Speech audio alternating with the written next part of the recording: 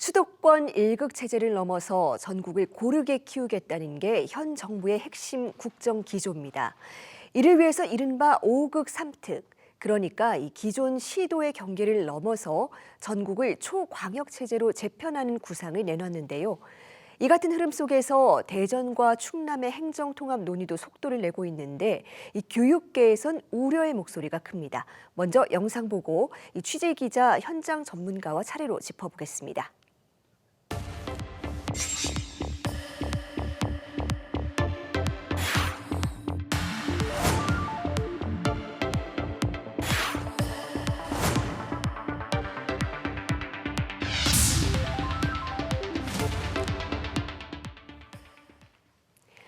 네, 행정통합 논란 먼저 취재 기자와 쟁점을 짚어봅니다. 자, 박광주 기자, 지금 대전과 충남의 통합 속도가 굉장히 예사롭지가 않은데 현재 처리 상황부터 짚어볼까요?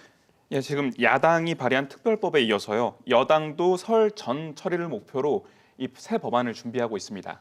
여기에 행정안전부, 그러니까 정부도 최근 대전 충남 행정통합지원 총괄기구를 마련하고요. 본격적인 통합 움직임에 나섰습니다.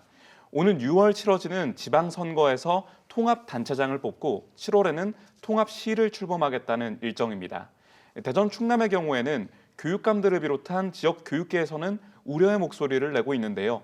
교육계의 목소리가 통합 과정에 충분히 반영되지 않고 있다는 겁니다.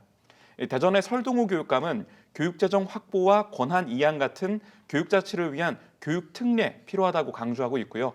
충남의 김지철 교육감은 교육감 선출 방식이 바뀌거나 감사 권한이 통합되게 된다면 교육자치가 무너질 수 있다, 이렇게 우려하고 있습니다. 네, 이 행정통합이 교육자치의 취지를 반영하지 못할 가능성이 있다는 건데 그렇다면 현장 의견은 어떤지 직접 들어보겠습니다. 먼저 대전 교사 노동조합의 이윤경 위원장 전화로 연결돼 있습니다. 위원장님 안녕하세요. 네, 안녕하세요. 네, 대전 교육계에서는 이번 통합을 두고 교육 자주성이 침해될 우려가 있다고 언급을 하셨습니다. 구체적으로 어떤 부분을 걱정하시는 겁니까? 네, 현재 추진 중인 대전 충남 행정통합특별법안은 처음부터 끝까지 교육을 사실상 논외로 둔 채 행정 효율성 중심으로 추진되고 있어서 교육계에 큰 반발을 사고 있습니다.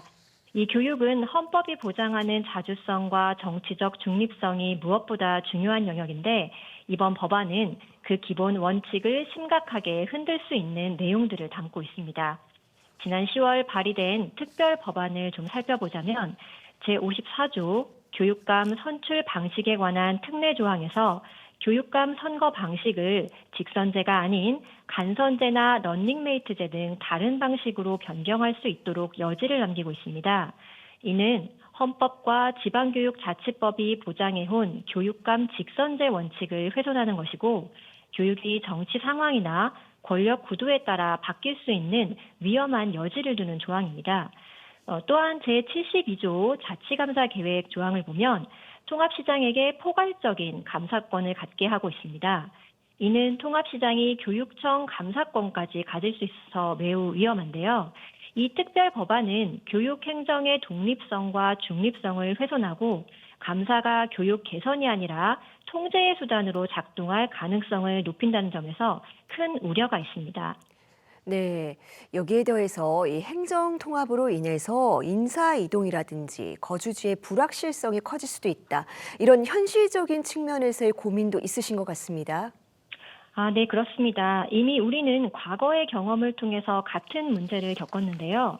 1989년 대전과 충남교육청이 분리되었고 충남교육청 청사는 2013년이 되어서야 내포신도시로 완전히 이전을 하였습니다.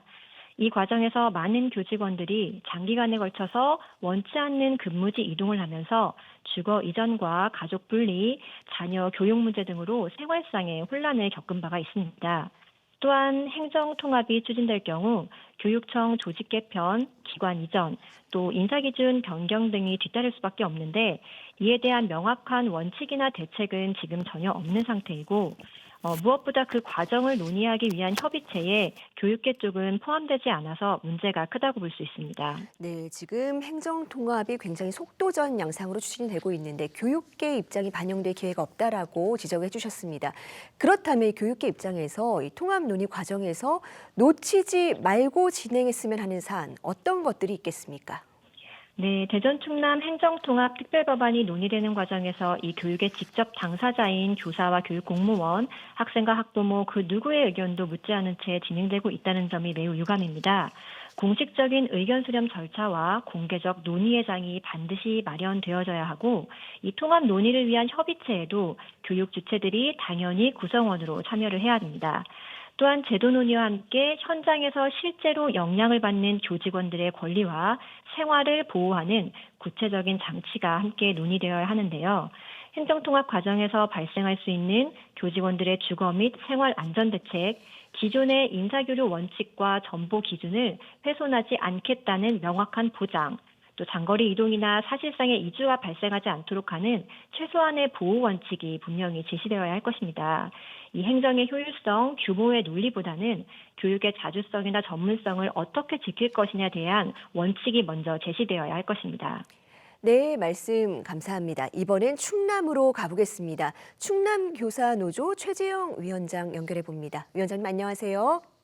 네, 안녕하세요. 네, 이 충남은 이 인구 감소 지역이 많아서 이 지역 생존 차원에서라도 통합이 불가피하다라는 논리가 강합니다. 교육계도 이 필요성 공감을 하십니까? 네, 입장부터 분명히 말씀드리면 충남 교육계는 현재 방식의 대전 충남 행정 통합을 강력히 반대합니다. 현재 충남의 인구 감소 문제가 심각하고요. 또 충남의 전교생 60명 이하의 작은 학교가 254곳으로 전체 학교 수의 3분의 1이 넘습니다. 작년에 초등학교 16곳이 신입생 없이 새 학년을 맞았고요. 학교가 사라지면 그 지역에는 젊은 연령층이 정주하지 않고 아이를 키울 수 있는 최소한의 조건이 무너지면 젊은 세대는 그 지역을 삶의 터전으로 선택하지 않습니다. 그 결과 지역의 인구 감소는 더 빠르게 진행되는데요. 이런 상황에서 통합하면 예산이 늘어난다는 경제 논리만 앞세우면 작은 학교는 가장 먼저 비효율의 이름으로 정리 대상이 될 것이 뻔합니다. 이는 충남의 인구 감소를 막기는커녕 더 가속하는 패착입니다. 경제 논리만 앞세운 이 통합은 인구 감소의 해법이 아니라 인구 감소를 앞당길 위험이 훨씬 더 큽니다. 네, 효율성 논리 때문에 오히려 지역 교육이 위축될 수 있다라는 우려를 제기해 주셨는데요. 이 행정 통합에 더해서 이 교육감 직선제에도 변화가 생길 가능성이 제기되고 있습니다. 실제 이 김지철 충남 교육감이 선출 방식의 변화, 특히 이 러닝메이트제 도입 가능성 우려했는데요. 지역사회 의견은 어떻습니까? 네, 지금 교육 자치 측면에서 우려의 목소리가 큽니다. 먼저 충남의 교육과 대전의 교육은 구조적으로 전혀 다릅니다. 충남은 도농복합 지역으로 교육 격차 해소, 인구 감소 대응, 소규모 학교 유지가 핵심 과제인 반면에 대전은 도시 지역을 중심으로 학급 과밀과 학교 간 경쟁, 도심 교육 인프라 관리가 주요 과제인데요. 그런데 문제는 여기서 끝나지 않습니다.